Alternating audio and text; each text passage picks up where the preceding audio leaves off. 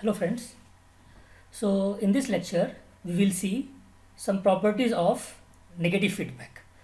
So basically while explaining the properties we will see the benefits. So we can say it's a topic name is the benefits of negative feedback. Okay. So the first benefit is gain desensitivity.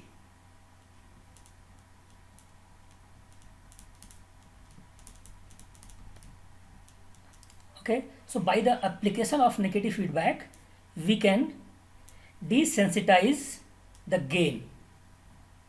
Okay, it means the changes will not affect the change in the gain. Okay, so let's see how it happens.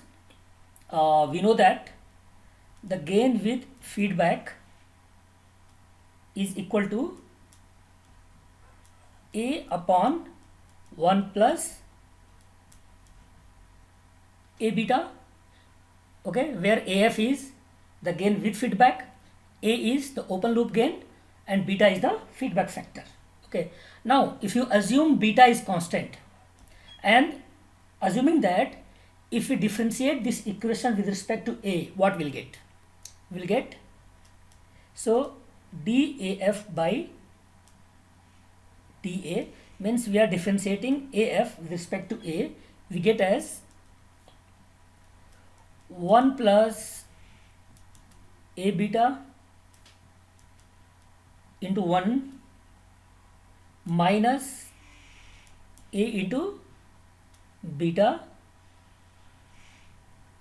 divided by 1 plus a beta whole square. Okay, for the people who don't know the differentiation of this kind, they can use this formula. Suppose we have to differentiate u by v.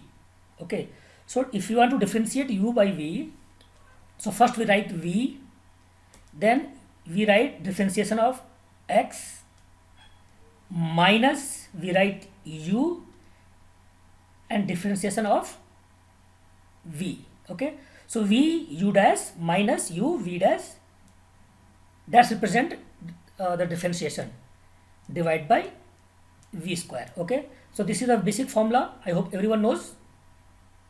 So keeping that in mind, we got this equation. Okay, so now if you open the bracket, we will get 1 plus a beta minus a beta divided by 1 plus a beta whole square. A beta cancelled. Okay, so we get as 1 by 1 plus a beta whole square. Okay, so this is dAF by dA. So what is dAF? So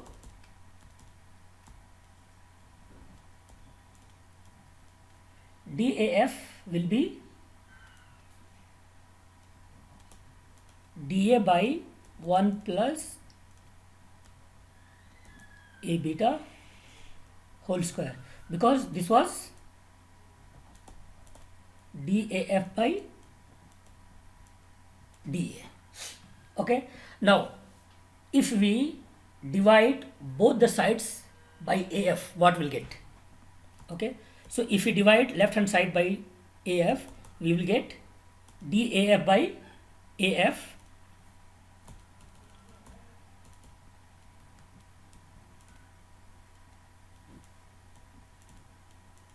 AF equals to right hand side, first we write dA upon 1 plus a beta whole square. Okay, right hand side also we are going to divide by AF.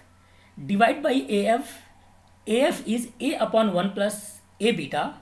Okay, so if AF is a upon 1 plus a beta, so 1 by AF will be 1 plus a beta by a. Okay, so dividing by AF means multiplying by 1 by AF, so we will get as 1 plus a beta by A. So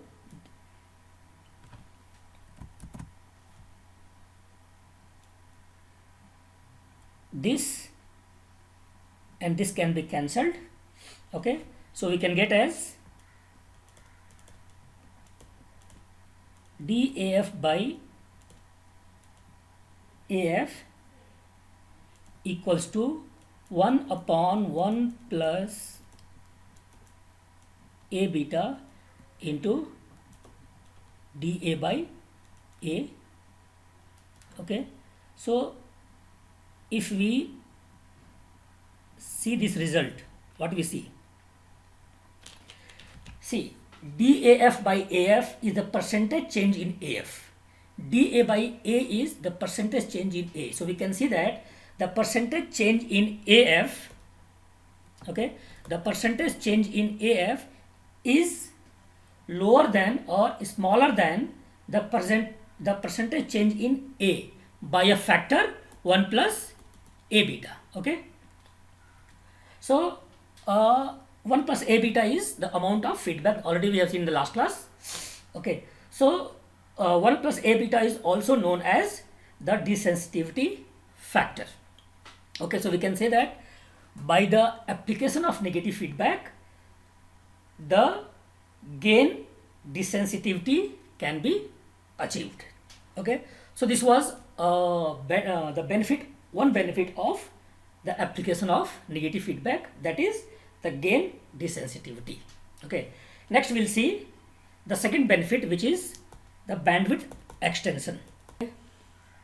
So we will see that with the application of negative feedback, the bandwidth will be extended. Okay, how we will see? See, for the amplifier, the gain at mid and high frequencies we can express as A of S equals to AM divided by 1 plus S by omega H, where AM is the mid-band gain and omega H is the upper 3 dB frequency. This formula we have seen when we did the high frequency response of a common source amplifier. So this is basically a formula we got for STC, single time constant circuit. Okay, now if we apply the negative feedback, okay, what we will get? So by application of negative feedback, AFS equals to AS upon 1 plus AS beta. Beta we are not writing in S terms because beta is frequency independent. Beta is feedback network, okay, and they are mostly only resistive networks. Okay, so it is a frequency independent term, beta. Okay, now what happened is from this equation, if you put the values of AS in this equation, so what we'll get? Okay, we'll get as AFS equals to, so first AS will write as AM divided by 1 plus AM divided by 1 plus S by omega H, then its whole divided by 1 plus beta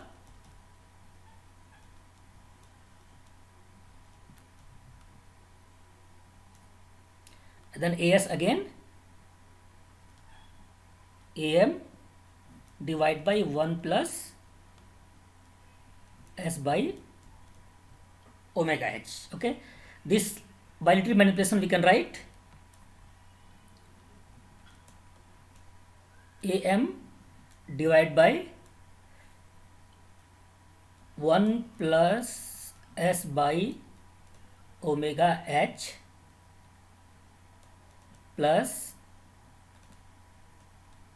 AM beta. Okay, how we have taken LCM here?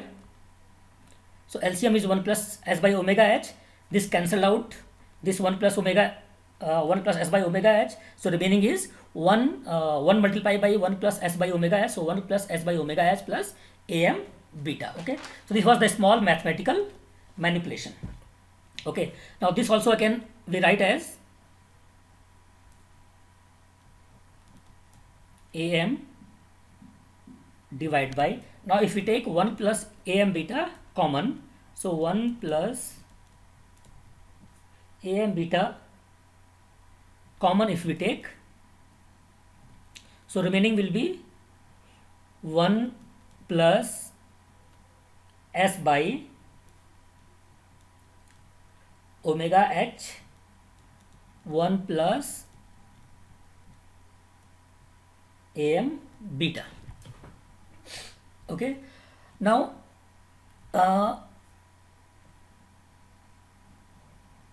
this again we can manipulate as AFS equals to AM divided by 1 plus AM beta. This we have taken here. Okay, so remaining is 1 plus s by omega h 1 plus am beta. Okay, so if you see carefully this equation, so this part, the numerator part is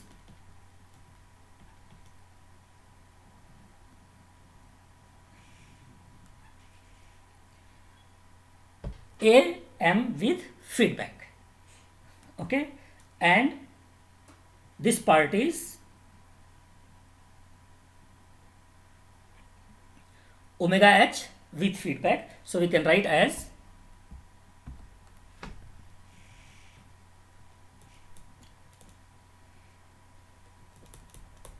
AFS equals to AMF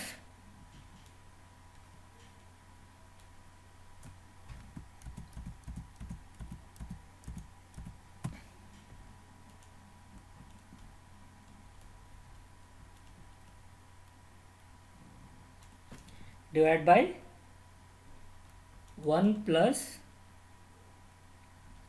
s by omega h f.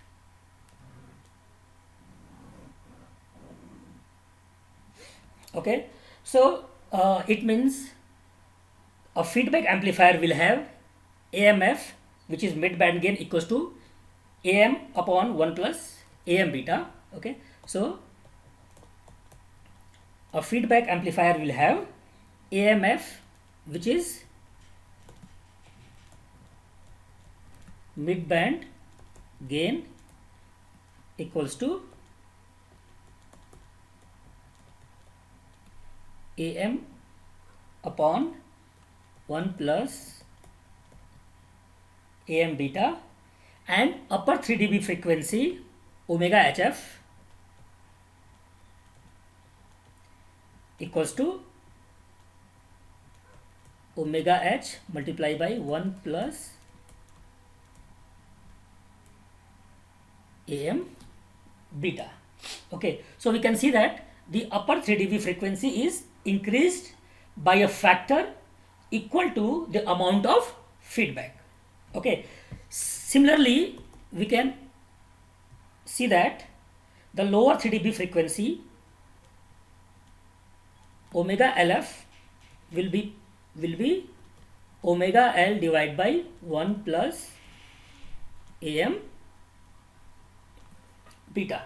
Okay, so we see that the omega HF is increased by a factor 1 plus AM beta, and omega LF is decreased by the factor 1 plus AM beta. So overall the bandwidth will be increased. Okay, just for the simplicity or clarification, let's see. We will take a small diagram. Okay, this is the uh, hertz, so it's representing the frequency in log scale. Okay. Similarly, this side it is gain in dB. Okay, let's say this was the earlier frequency response. Okay, so this was the gain, mid-band gain AM without feedback. This was FL and this was FH. Now what happened? FL reduced. Okay, so let's say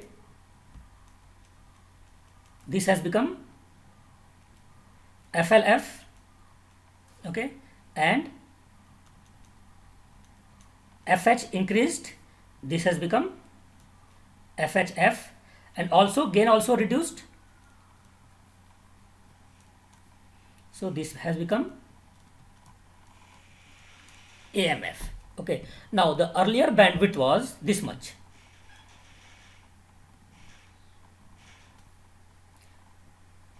Okay, but now the bandwidth is,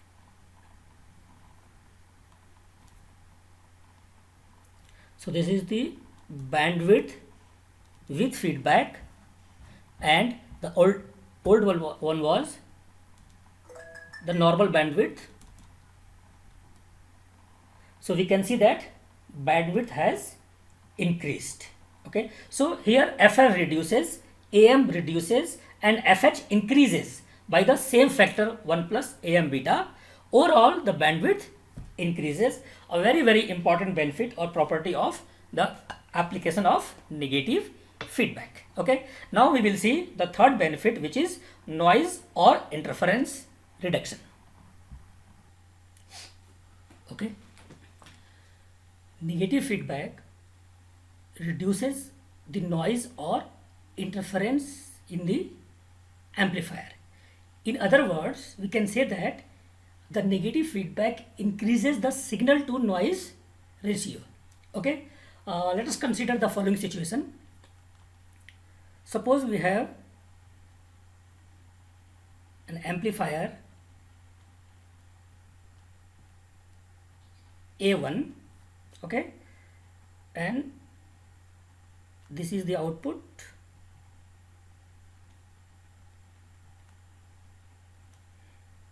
V0 we are taking. Okay, somehow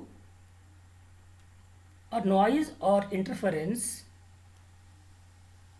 Vn is introduced in input side. Okay, and we apply the input here as Vs.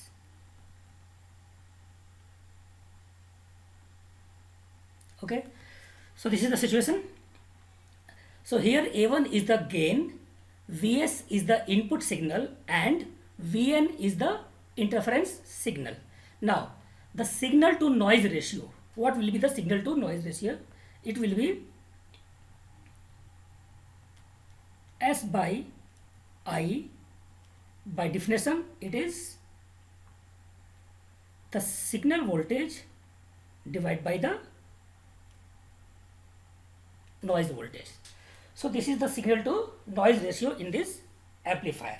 Okay, now let us consider the amplifier with the negative feedback. Okay, so now here in this amplifier we are applying the negative feedback. So let us say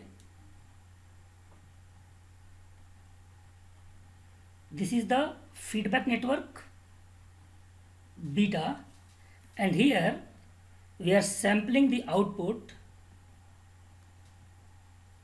and giving to the feedback network.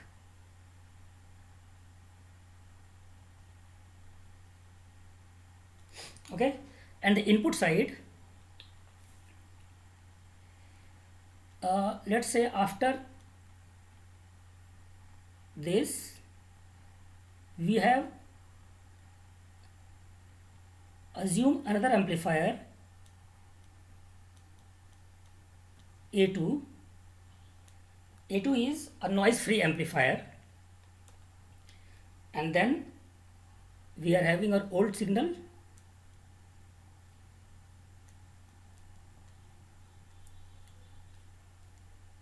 Vs, and from here this feedback signal is mixed.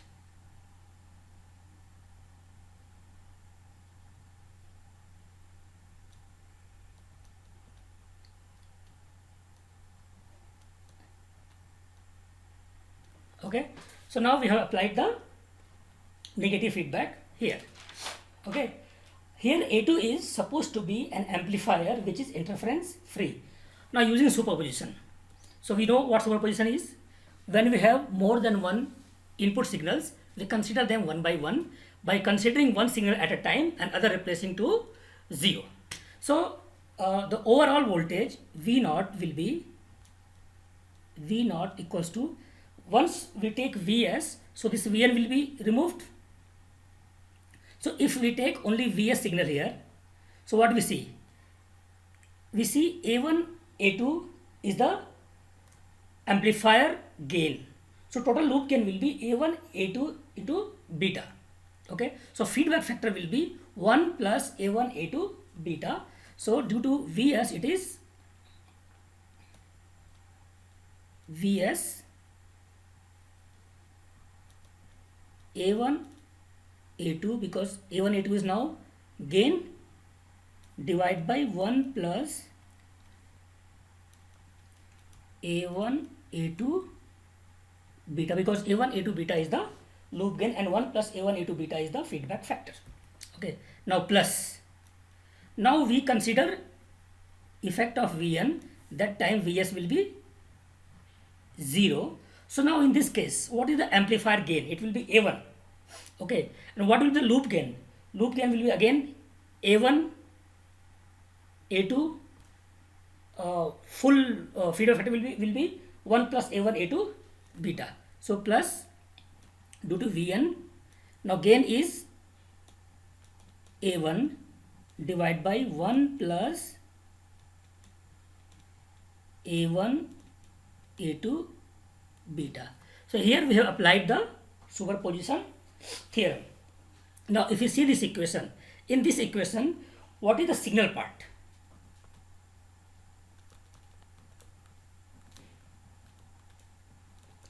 What is signal part? It is, let's say, as signal is Vs A1, A2 divided by 1 plus A1, A2 beta. Okay, and what is the interference part?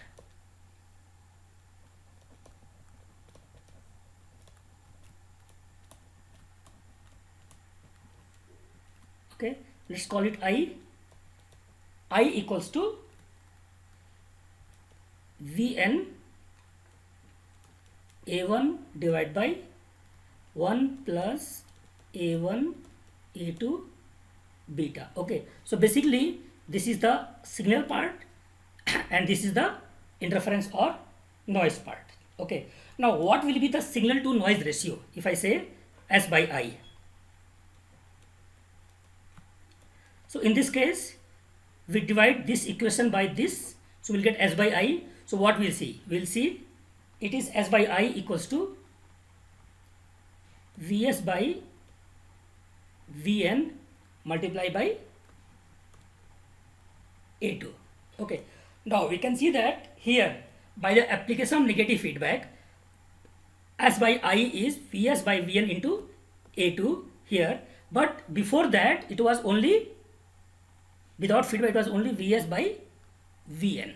So we can see that by the application of negative feedback, S by I increases, or we can say the signal to noise ratio is increases, so noise reduces due to negative feedback.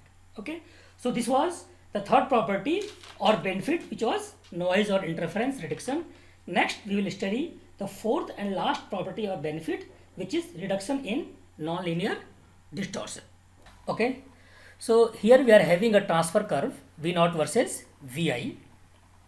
Okay, so this side we are writing V naught and this side Vi.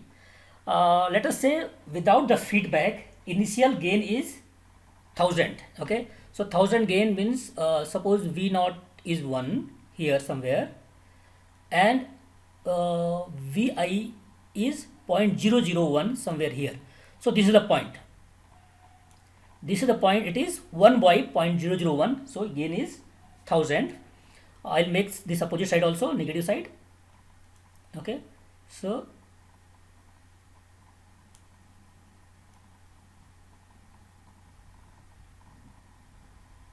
we'll get this line. Okay, now gain changes from 1000 to 100. Okay, let's say the V naught becomes 4 and Vi 0.04. So this represents the gain 100. Okay, so this is the curve. After that it saturates. Similarly here also we can have this point.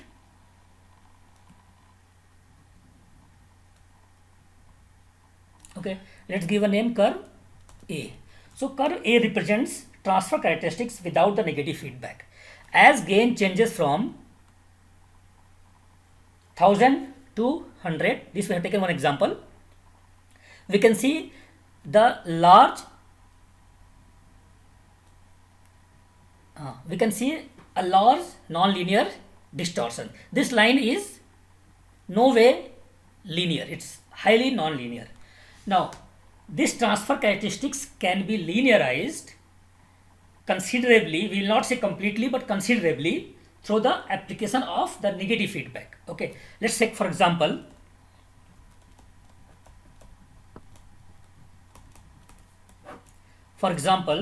let the feedback factor beta is 0.01. This is only a passive elements, so we can easily design it. Okay, now initially A is means the gain is 1000. So what will be the gain with feedback? It is A upon 1 plus A beta, so 1000 upon 1 plus 1000 into 0.01, and if we calculate this we will get as 90.9. Okay, now A changes from 1000 to 100. Okay, so what is AF2? AF2 will be, now A is 100, so 100 upon 1 plus 100 into 0.01, and if we calculate this we will get as 50. Okay, here we can see that the order of magnitude is considerably reduced.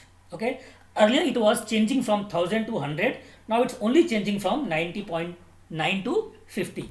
In the graph it will be much clear, we'll see that. Okay, now if you want to take this gain 90.9, let's assume 100 for simplicity.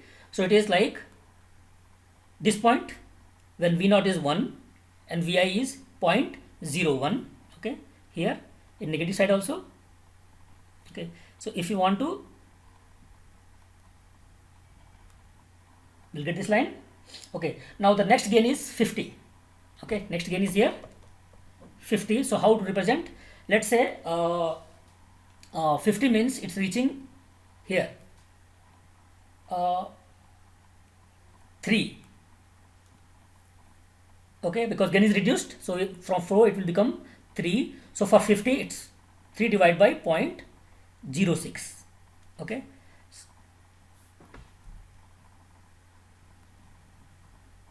similarly here also we can write 3 by 0.06,